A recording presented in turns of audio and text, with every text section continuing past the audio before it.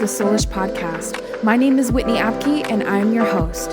On the Soulish Podcast, we're talking all about the ish of our souls. The ish being negative thought patterns, blockages, and challenges. But we'll also discuss the aha moments, how to deeply connect with ourselves and others, and the breakthroughs, big or small, that we experience in our body, soul, and spirit. We'll dive deep and talk about everything in between, of course. And I'm so excited to share my experiences and thoughts, as well as bring on guests who are thought leaders and truth seekers. It's my desire to uplift, encourage, and inspire you in each podcast.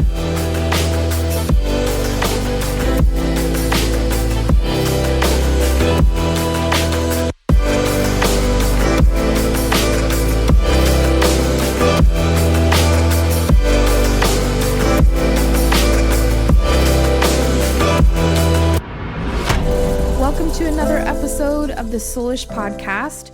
This week, we are continuing the mini-series on the 7 chakras or energy centers.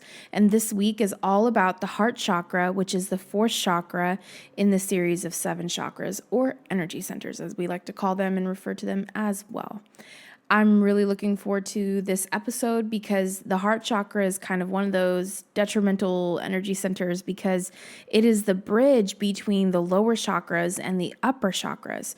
So it influences our ability to give and receive love from others and even from ourselves. And so it's really important to have an open heart chakra so that the energy can flow up and down through your energy centers. So that way, when you get intuition, we'll go through these upper chakras after this episode.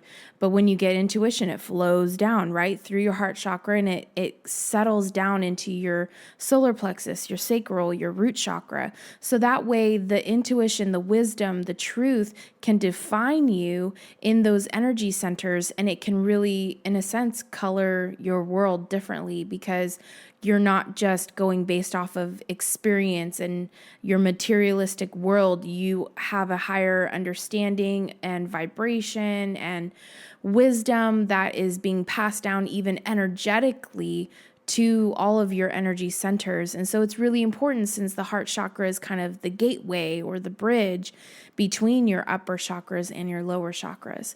So an open heart chakra can experience deep compassion and empathy, and a blocked heart chakra will have difficulty fully opening up. The location of your heart chakra is in the center of the chest, just above the heart. And the energy that the heart chakra produces is love, joy, and inner peace. And it develops between the ages of 21 and 28 years old. The heart chakra is really considered like the powerhouse of the energy system within you. And because it's from this middle position, the 4th chakra really mediates between the body and spirit and determines the health and the strength and the balance of really your whole energy center. So that's why it's really a pivotal, crucial chakra to have open, to have flowing, to not have any hindrances or blocks in your heart chakra because it really colors your world if you have a blocked heart chakra, because then you're going to be affected in your health and your strength and your balance energetically, which over time, if that doesn't get healed or balanced out, is going to reflect in you, in your soul, and in your body. There's a sacred truth with the heart chakra that love is divine power. And I love that sacred truth because we see in the world that we live in, that power can come from multiple sources, whether that's money or that's your appearance, right? You look really good. You meet the cultural and societal standards of beauty or what it looks like to be handsome, right? So then you basically meet that cultural standard. So then therefore you have power, you have success, you have influence. And the sacred truth of the heart chakra is that none of that actually has power. When push comes to shove, or, when it comes up to needing to see what's up to snuff, it's not money, it's not your looks, it's not anything else that would be attributable in our society as power or influence or success. Really, it's love. And love is kind of the energetic currency, if you will, in the energy world, in the energy system. So if you give love and you receive love, that is how you have power, influence, and success. And it's a really interesting concept, right? To think of that, to have that shift of, oh, I'm actually more successful and I'm more valuable, right? If you want to put value on it, I'm more influential, I'm more powerful when I come from a place of love, not hatred, not pride, not judgment, not any of those things. When you come from a place of love, that is divine power, and that supersedes all other forms of power. I think that's really important for us to understand and to believe and to grasp and to get into our thought process and how we process the world, right? How we look at the world, how we look at things. Really, your currency is love. And what's really cool about this is that no one is poor in love. And I love that. No one is poor in love. Everyone has the ability to love. What hinders that is pride. What hinders that is fear. What hinders that is past trauma, unhealed hurt, and pain. That's when we're hindered, is when we're broken, when we have been made crooked by culture, society, life choices, could be anything. When you're taught that this is the only way that you are allowed to live your life, is you have to do this in order to make this much money, in order to be this successful so that then you can have this life. Then it's really hard, right, to see the world outside of those borders and that box. But the truth is that love is divine power, and it's the energetic currency that we all have. So when you exchange love with somebody else, and I don't mean in any other way than just energy, not physically, not emotionally, not even mentally, I'm just talking energetically, you have an exchange, you send love to somebody. We say that in like the spiritual world, where we message people and all of that, and we say, sending you love and light. We say that, but really there is an actual currency of exchange that happens when we do in fact send love and light. And it's really cool to think of it like that, because you're never depleted of love. Love is unlimited. You never run out of love to give. So it's really cool that we have this free exchange of currency, and that's what makes the world go round.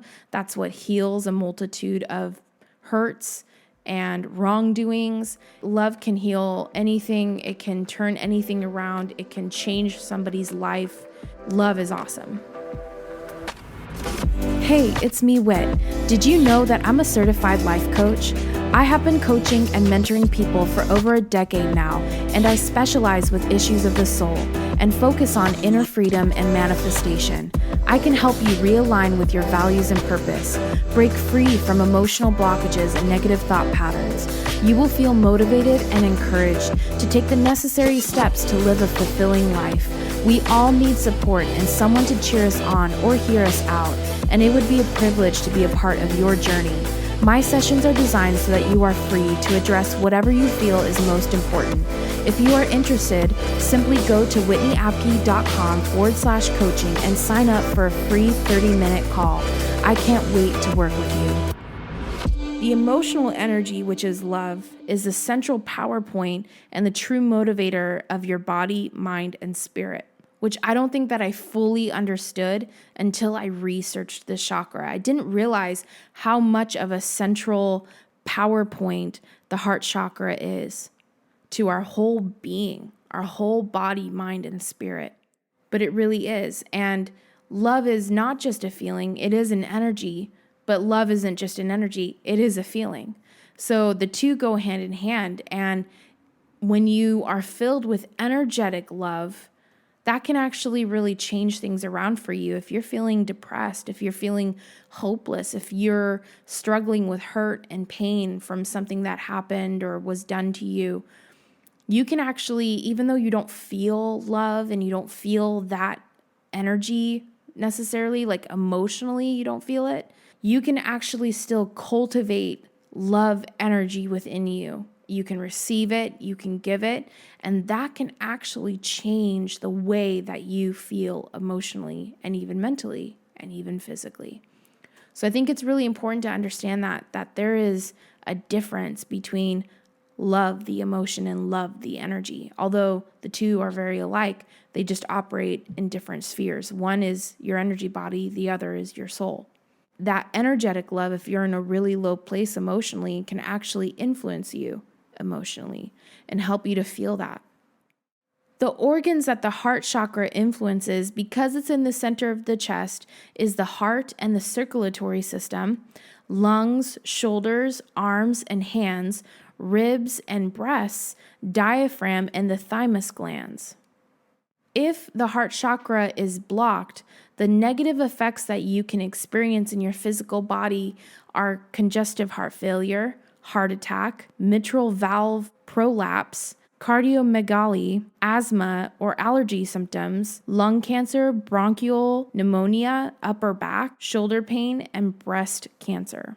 Also, the emotional issues that you can experience if the heart chakra is blocked is a lack of love, hatred, bitterness, grief, anger, jealousy, inability to forgive, self-centeredness, fears of loneliness, lack of commitment and betrayal, lack of compassion, lack of hope, lack of trust, and inability to heal yourself and others. I have just a couple questions for us to think about and ponder as we think about the heart chakra and our own heart chakras and whether or not it's open, blocked, wherever there's a hindrance. But I like to ask myself these 3 questions, maybe even 4, to kind of do a heart check. It's really important to touch base with yourself, especially this chakra, since it is the gateway or bridge chakra to your whole energy system. It's really important to know where you're at energetically in your heart chakra. First question is, what emotional memories do you still need to heal? And this is a big deal because it's not just thoughts, it's emotional memories, which you'll experience if you're in a relationship after a breakup and someone says something, does something, looks at you in just that kind of way, and all of a sudden you have an emotional reaction to that.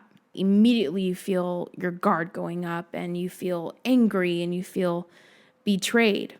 And this can even be at work with just a really mean or cruel or abusive boss that you've experienced.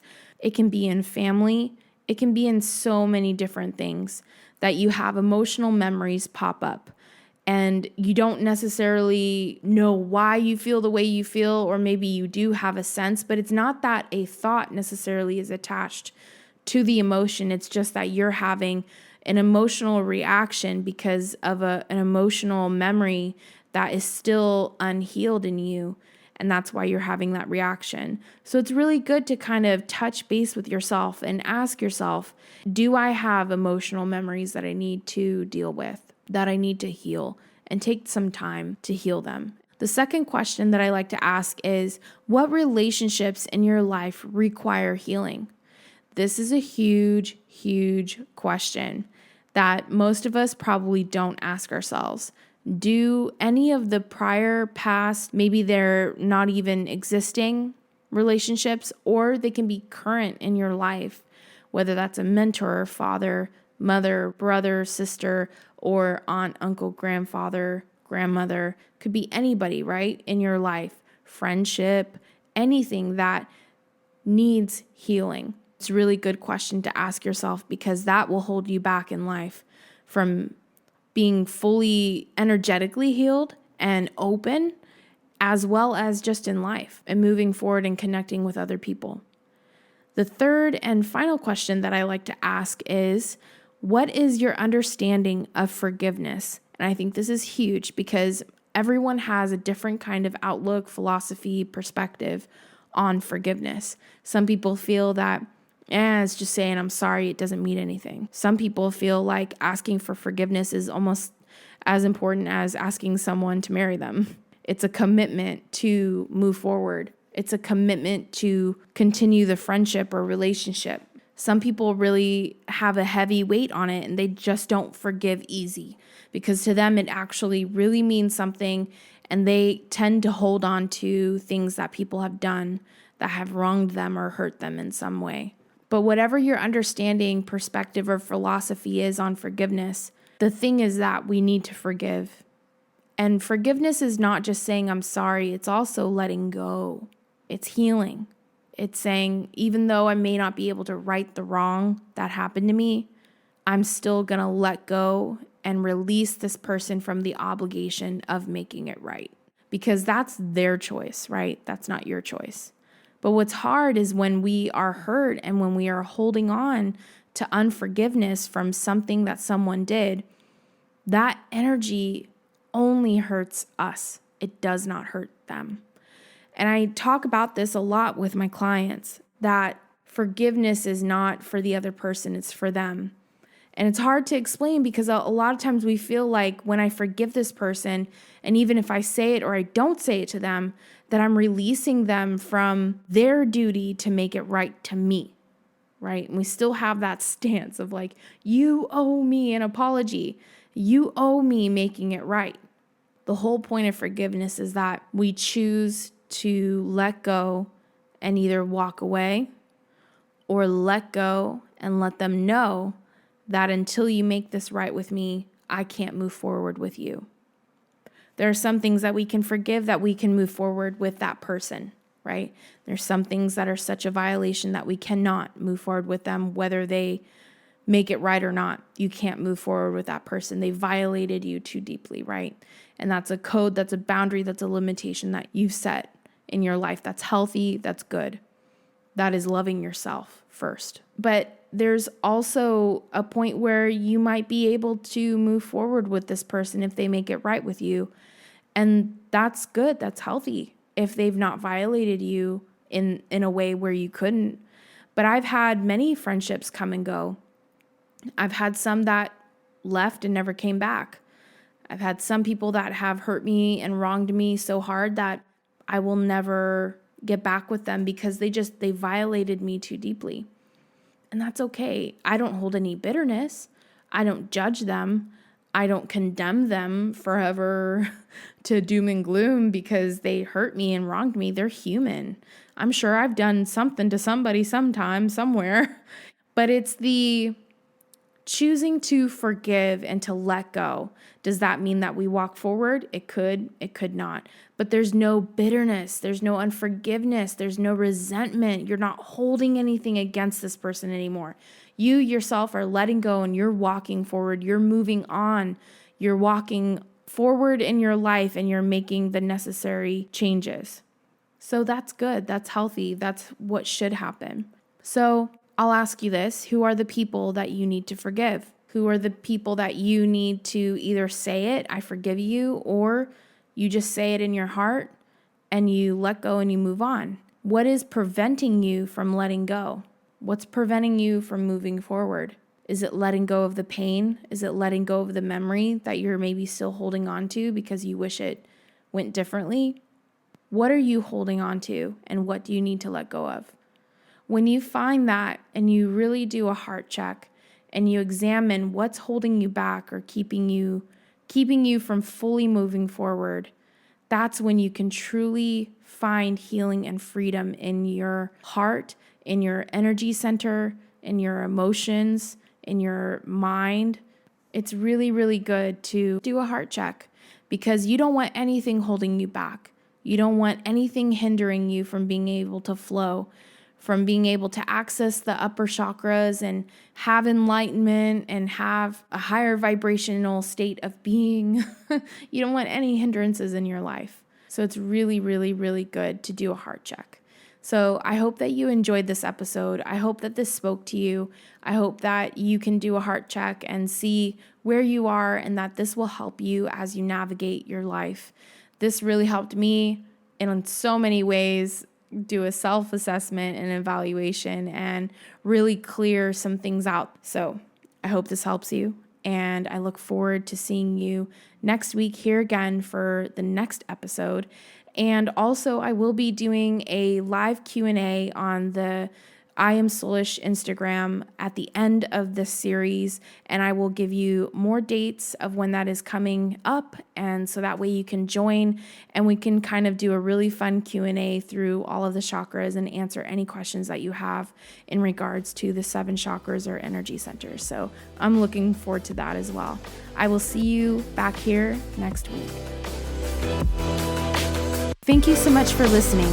I hope you enjoyed today's podcast. Soulish is not only a podcast, but a community where we can relate to each other and support each other in our soul journeys.